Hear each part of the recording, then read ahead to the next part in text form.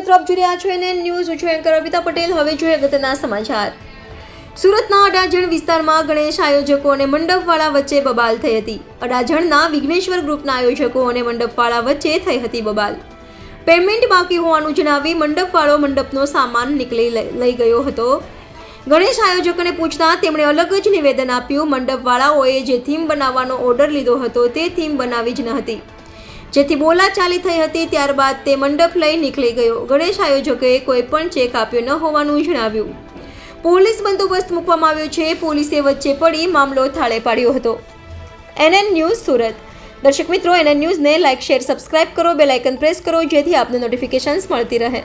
આપનું નામ ને આપણા મંડપનું નામ? મારું નામ રિક્કી ઢોલાવાલા છે.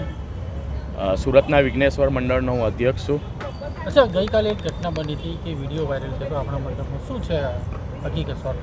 હું એ સત્ય હકીકત જણાવવા માટે સુરતની જનતાને સામે આવ્યો છું, સમક્ષ આવ્યો છું કે જે આ ઘટના બની છે એ ઘટના એવી હતી કે અમે કલ્પેશભાઈ ભાણા ભગતવાળા, કૃષ્ણા ડેકોરેટના માલિક અને યશ ભાણા ભગવાનવાળાને અમે અમારા ગણપતિનું પંડાલનું કામ આપ્યું હતું. એમણે અમારું કામ 6 સપ્ટેમ્બર સુધી પૂરું કરેલું નહીં હતું.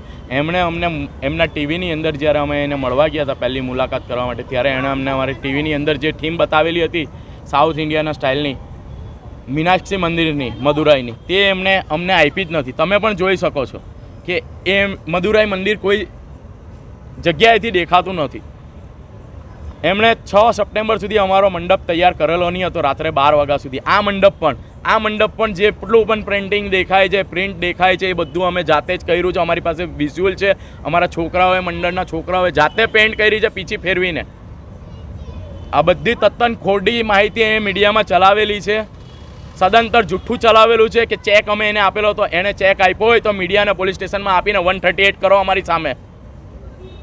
અમે કોઈ ચેક આપ્યો નથી એને, ને કોઈ ચેક રિટર્ન થયો નથી અમારો. એટલે ખોટી માહિતીઓ આપે છે ને ખોટી રીતે અમારી ધર્મની લાગણીઓ, અમારા મંડપની લાગણીઓ દુભાવેલી છે. ગણેશ ઉત્સવની અંદર આ પ્રતિમા જે અમારી ગણપતિ બાપાની પડી છે, મૂકી છે અમે, તે પ્રતિમાના મંડપની અંદર પણ એને ખંડિત કરવાની ટ્રાય કરી છે.